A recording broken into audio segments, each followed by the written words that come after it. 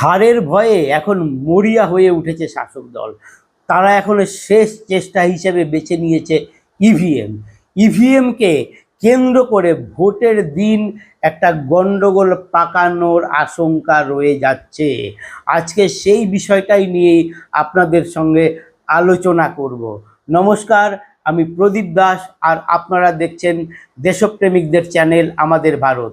যারা প্রথম দেখছেন বা সাবস্ক্রাইব করেননি তাদের কাছে অনুরোধ, চ্যানেলটি সাবস্ক্রাইব করবেন এবং লাইক করবেন। লাইক করলে আমার এই ভিডিও এবং আমার এই বক্তব্য আরও বহু মানুষের কাছে পৌঁছে যাবে। তাই একটা লাইক করার জন্য আপনাকে অসংখ্য ধন্যবাদ। এই নির্বাচন প্রক্রিয়া শুরুর আগে থেকেই শাসক দল জানতো যে এই শাসক দলের বিরুদ্ধে যে ক্ষোভ রয়েছে, তাতে নির্বাচন যদি সুষ্ঠুভাবে হয় তাহলে তাদের পরাজয় অবশ্যম্ভাবী। এই পরাজয় তারা কোনোভাবেই আটকাতে পারবে না। তাই তারা প্রথম থেকে এসআইআরের বিরোধিতা করে এসছে। এসআইআরটা যাতে আটকে দেওয়া যায় তার জন্য নানা রকম সমস্যা তৈরি করেছে। প্রয়োজন মতো সরকারি অফিসার দেওয়া হয়নি, কর্মচারী দেওয়া হয়নি, কিন্তু শেষ পর্যন্ত সেটা আটকাতে পারেনি। প্রায় 91 লক্ষ নাম বাদ গেছে, তা নিয়ে তো তারা চিন্তিত আছেই। তারপরে রয়েছে নির্বাচন কমিশনের যে কড়া ব্যবস্থা, সেই ব্যবস্থার ফলে এবার ফলস ভোট দেওয়া, ভুয়ো ভোট দেওয়া অসম্ভব হয়ে যাচ্ছে। কারণ এমনি তো নাম বাদ গেছে, ফলে অন্যের নামে ভোট দিতে গেলে সেটা এবার সম্ভব নয়। একটাই রাস্তা ছিল, সেটা হচ্ছে ভয় দেখিয়ে, ভীতি প্রদর্শন করে মানুষকে আটকে দেওয়া। কিন্তু সেই অভিযোগ হলেও সেখানে নির্বাচন বন্ধ করে দেওয়া হবে, কিন্তু তা সত্ত্বেও এই ভীতি প্রদর্শন চলছে। এইটা নিয়েও আলোচনা করব, কিন্তু তার আগে যেটা বলছিলাম যে ইভিএম, তো শাসক দল যেহেতু দেখছে কোনোটাই আর করা সম্ভব নয়, তাই তারা এখন শেষ মুহূর্তে ইভিএম নিয়ে কিছু একটা গন্ডগোল করতে চাইছে। কারণ এর আগেই যখন হয়েছে, ব্যালট পেপারে যখন এই সরকারি কর্মচারীরা ব্যালট পেপারে তারা ছাপ দিচ্ছেন, সেই ব্যালট পেপার নিয়েও অনেক অশান্তি করা হয়েছে, যাতে বেশি সংখ্যক সরকারি কর্মচারী ভোট দিতে না পারে তার ব্যবস্থা করা হয়েছে। দীর্ঘ সময় তাদের লাইনে দাঁড় করিয়ে রাখা হয়েছে এবং অনেক ক্ষেত্রে ব্যালট পেপার তাদের দিতে দেরি করা হয়েছে। অনেকে তো ব্যালট পেপার পানইনি। তো এই জায়গায় দাঁড়িয়ে এখন হচ্ছে শাসক দল শেষ প্রচেষ্টা চালাবে, সেটা হচ্ছে আগামীকাল ভোটের প্রথম পর্যায়ে 152টা কেন্দ্রে ভোট। তার আগে যেটা আশঙ্কা করা হচ্ছে যে ইভিএম নিয়ে গন্ডগোল হবে। কিভাবে গন্ডগোল হবে এই আশঙ্কা প্রকাশ করেছেন এই সরকারি কর্মচারীদের যে যৌথ মঞ্চ রয়েছে, সেই যৌথ মঞ্চের নেতা ভাস্কর ঘোষ। তিনি বলছেন যে ইভিএমে গন্ডগোল করা হবে, মানে ইভিএমটা ভোট দেওয়ার সময় খারাপ হয়ে যাবে, আর খারাপ হয়ে গেলেই তা নিয়ে হইচই করা হবে। এই যে হইচই করা হবে, এর প্রেক্ষাপটটা কিন্তু অনেক দিন আগে থেকেই তৈরি করা হচ্ছে। কিভাবে তৈরি করা হচ্ছে? আমাদের খালা কিন্তু প্রত্যেকটা জায়গায় ইদানিং এই ভোটের যত এগিয়ে আসছিল তারপরে তিনি এটা বলতে শুরু করেছিলেন ইভিএম নিয়ে, যে আপনারা যদি দেখেন যে ইভিএম খারাপ হয়ে গেছে তাহলে আপনারা ভোট দেবেন না। প্রথম কথা, খারাপ হলে তো ভোট দেওয়া যাবেই না, কিন্তু তিনি বলছেন ইভিএম খারাপ হয়ে গেলে আপনারা ভোট দেবেন না, এবং সেখানে সারাই করার সময় সেক্ষেত্রে এই যে আধা সেনা রয়েছে তাদের সেখানে যেতে দেবেন না, তারা ওখানে চিপ ঢুকিয়ে দিতে পারে। অতএব ইভিএম নিয়ে খালা কিন্তু প্রথম থেকেই মানুষের ভেতরে একটা আতঙ্ক তৈরি করে দিয়েছেন যে ইভিএমে গন্ডগোল হলে, ইভিএমে যদি বন্ধ হয়ে যায় তাহলে সেখানে মানুষ বিক্ষোভ দেখাবে, একটা গন্ডগোল তৈরি হবে, ফলে সেখানে কিন্তু ভোট বন্ধ হয়ে যাবে। এইবার আসি কিভাবে এটা করা হবে। এসআইআর প্রক্রিয়াতে জানেন যে গণ্ডগোলটা কিভাবে করা হয়েছে, কারণ নির্বাচন কমিশনের তো নিজস্ব কোনো সেরকম লোকবল নেই, সবই হচ্ছে রাজ্য সরকারের থেকে নিতে হয়, সেই রাজ্য সরকারের কর্মচারীরাই কাজ করেন। কিন্তু আমাদের রাজ্যের মতো এরকম নোংরা জিনিস আর কোথাও ঘটে না, এবং আমাদের রাজ্যের সঙ্গে আরও 5টা রাজ্যে হয়েছে, সেখানে কিন্তু সব হয়ে গেছে। কিন্তু আমাদের রাজ্যে এই জিনিসগুলো হওয়ার জন্যে এখনও কিন্তু সেই এখন ট্রাইব্যুনালে বিচারাধীন রয়ে গেছে বহু নাম। কিন্তু এটা কেন করা হলো, কিভাবে হলো? এই ভাস্কর ঘোষী এক সাক্ষাৎকারে জানিয়েছেন যে বহু ক্ষেত্রেই দেখা গেছে এই সরকারি কর্মচারীরা যে কাজগুলো করেছেন ইচ্ছাকৃত ত্রুটি করেছেন, মানে এলাকার কোনো বিশিষ্ট ব্যক্তি বা সেনাকর্মী যার এসআইআর এই ভোটার তালিকায় নাম থাকা উচিত তার নাম বাদ গেছে। কিভাবে বাদ গেছে? কারণ তিনি যে ডকুমেন্ট দিয়েছেন সেই ডকুমেন্ট সেইগুলো কিন্তু সরকারের যে সমস্ত ইআরও এইআরওরা ছিলেন এবং বাকি যারা ছিলেন তারা সেই ডকুমেন্ট আপলোড করেনি। কি করা হয়েছে, সেই নামের সঙ্গে যে সমস্ত ভুয়ো মানে বাংলাদেশি যে সমস্ত ভোটাররা ছিল, যাদের এই ভোটার তালিকায় নাম তোলার চেষ্টা চালিয়েছে প্রথম থেকে শাসক দল, তাদের সঙ্গে ওটা চেপে রাখা হয়েছিল। এবার একসঙ্গে সেগুলো দেওয়া হয়েছিল। এবার ফলে কি হয়েছে, জেনুইন যে ভোটার তার নাম ওঠেনি, ফলে সেই বিশিষ্ট ব্যক্তিদের নিয়ে শাসক দল হইচই করেছে। দেখেছো এটা কি হয়েছে? আসলে এটা পরিকল্পনা মাফিকই করা হয়েছে, যার ফলে একটা ভয়ঙ্কর অবস্থা তৈরি হয়েছিল। শেষ পর্যন্ত আদালতের হস্তক্ষেপে কিন্তু নির্বাচন প্রক্রিয়াটা হচ্ছে এবং এসআইআর প্রক্রিয়া প্রায় সম্পূর্ণ হয়েছে। এখন যেটা রয়েছে ট্রাইব্যুনালে আছে, কিন্তু চূড়ান্ত ভোটার তালিকা যে প্রকাশ হয়েছে সেটা কিন্তু আদালতের হস্তক্ষেপের জন্যই হয়েছে।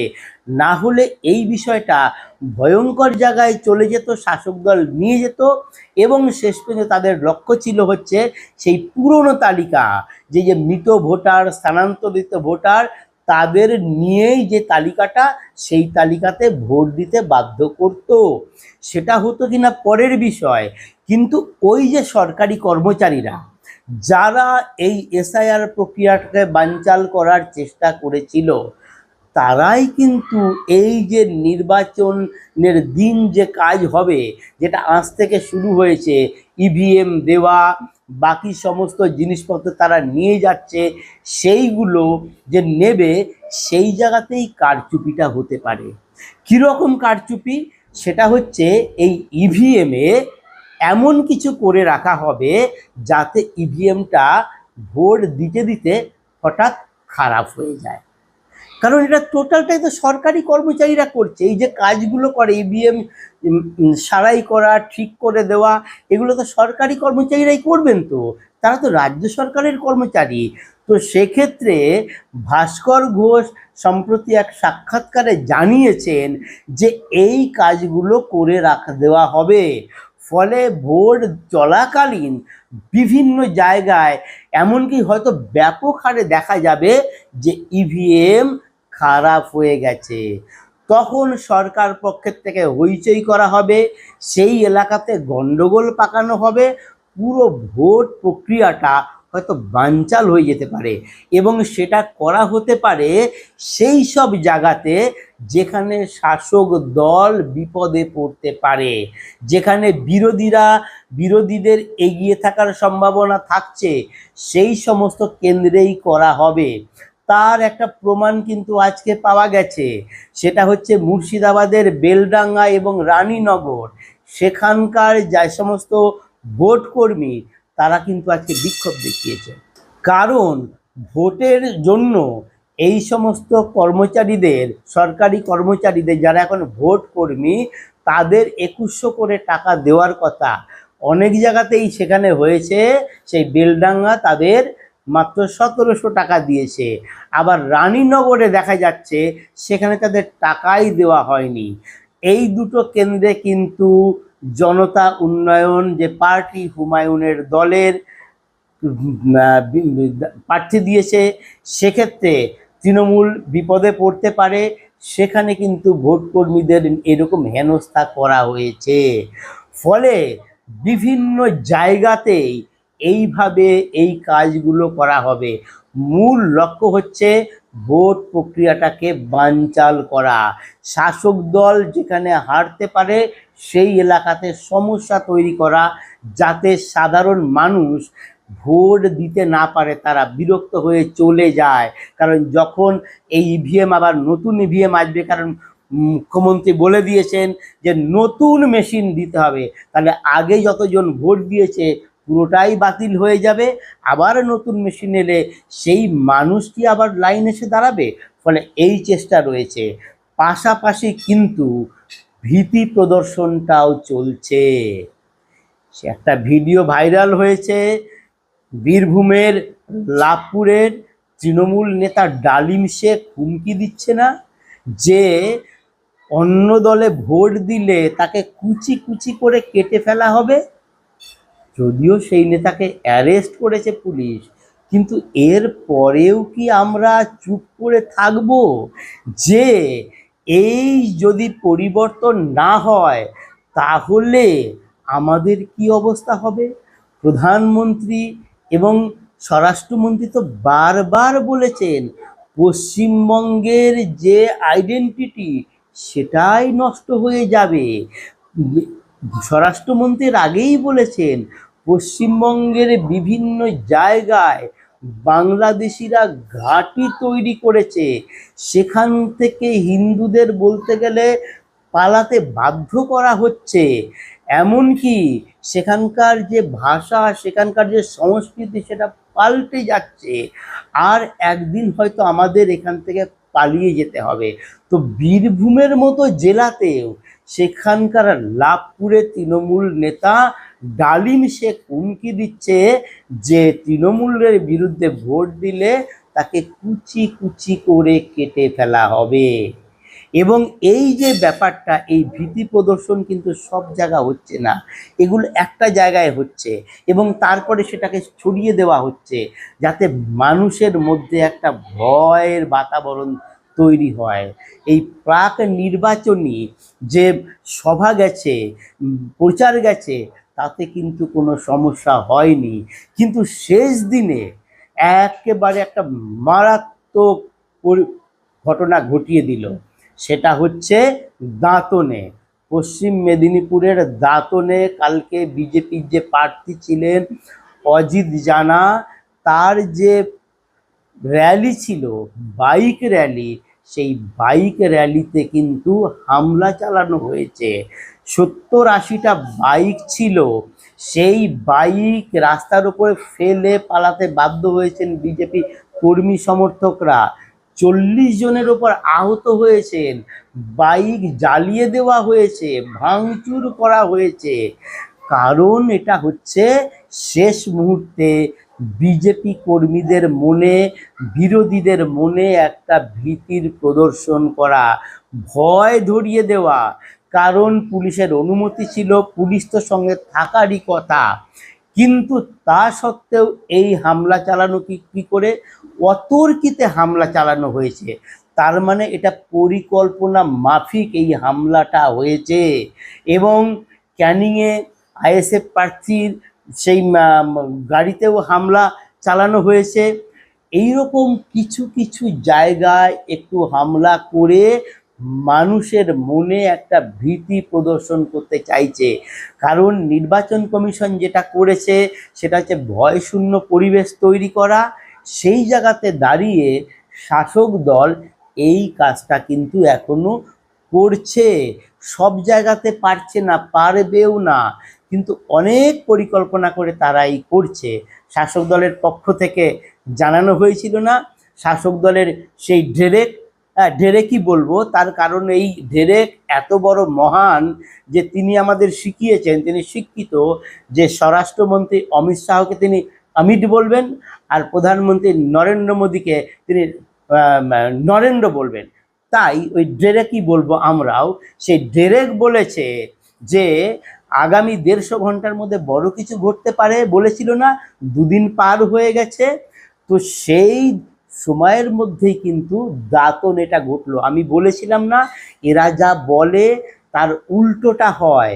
এরা অন্যদের ঘাড়ে আগে দোষ চাপায়, কিন্তু তলায় তলায় নিজেরাই সেই কাণ্ড করে, এবং দাঁতনে সেই ভয়াবহ কাণ্ডই ঘটিয়েছে। বিজেপির প্রার্থীও আহত হয়েছেন, কিন্তু যারা আহত হয়েছেন তাদের মধ্যে অনেকের অবস্থা গুরুতর ছিল। শেষ খবরে যেটা পাওয়া গেছে, তারা এখন বিপদ মুক্ত হয়েছেন। আর শাসক দল যে কতটা ভয় পেয়েছেন সেটা বোঝা যায় পরিযায়ী শ্রমিকদের ফেরার কথাতে। কারণ এরাই বলে ভোট হচ্ছে নাগরিক অধিকার, তার নাগরিক অধিকার প্রয়োগ করার জন্য বিভিন্ন রাজ্য থেকে পরিযায়ী শ্রমিকরা আসছে, তারা ট্রেনে করে আসে। তারা তো আগের থেকেই জানিয়ে দিয়েছে অনেকে এই ভিডিও করে যে রাজ্যে পরিবর্তনের জন্য আসছে, পরিবর্তনের পক্ষেই তারা ভোট দেবে। এবার গুজরাটের সুরাট থেকে ট্রেনে এসছে একটা ট্রেন, সেটা সেখানকার সরকার করেছে না ওখানকার বাঙালি সমাজ করেছে সেটা জানা যায়নি। সেই ট্রেনে কাতারে কাতারে লোক এসছে, আর এতে শাসক দলের টনক নড়ে গেছে। এখন তারা নির্বাচন কমিশনের কাছে ছুটেছে, সেখানে বলছে এটা নাকি নির্বাচনী বিধিভঙ্গ হলো। জানি না এটা কি করে বিধিভঙ্গ হলো। যারা ভোট দিতে চাইছে, ভোটের আগে তাদের নিয়ে আসা হলো, তাতেও এখন তৃণমূল ভয় পাচ্ছে। মুখ্যমন্ত্রী তো ভয় পেয়ে আগেই বলছেন যে হিন্দুদের নাকি গীতাতে হাত দিয়ে প্রতিজ্ঞা করানো হচ্ছে, আর মুসলমানদের কোরআনে হাত দিয়ে প্রতিজ্ঞা করে বলা হচ্ছে যে তোমরা গিয়ে বিজেপিকে ভোট দেবেন। তিনি যে কতটা ভয় পেয়েছেন সেটা বোঝা গেল আজকে আমডাঙ্গার সভায়। আমডাঙ্গার সভায় গিয়ে বলছেন, ওটা তো মুসলিম অধ্যুষিত এলাকা, সেখানে বলছেন যে আপনারা হজে যাবেন না, এখন আগে দয়া করে আপনারা ভোটটা দিন, ভোট দিয়ে তারপরে আপনারা হজে যাবেন, আপনাদের জন্য আমরা পরে ব্যবস্থা করব। রাজ্যের যে হজ কমিটি আছে তারা আপনাদের জন্য ব্যবস্থা করবে, দয়া করে আপনারা ভোট না দিয়ে যাবেন না। আর যদি ভোট না দেন তাহলে এনআরসি করে আপনাদের দেশ থেকে তাড়িয়ে দেবে। মানে কোনটার সাথে কোনটা জুড়ে দেয়। মানুষকে ইনি কতটা বোকা ভাবেন, আর মানুষ কি সত্যিই বোকা যে ওনার এই কথাগুলো মেনে নেন? কারণ মেনে না নিলে উনি বলেন কি করে? মানুষের এই বোকামি কতদিনে শেষ হবে এবং কতদিনে মানুষ জেগে উঠবে সেটাই এখন আমাদের দেখতে হবে। এখন দেখা যাক আগামীকাল ভোটে কি হয়, ইভিএমে কতটা গণ্ডগোল করতে পারে। তারপর 30 তারিখ রয়েছে, তখনই ব্যাপারটা পরিষ্কার হয়ে যাবে শাসক দলের এই যে পরিকল্পনা সেটা সফল হয় কিনা। আমার এই প্রতিবেদন কেমন লাগলো তা জানাবেন, ভালো লাগলে শেয়ার করবেন। নমস্কার।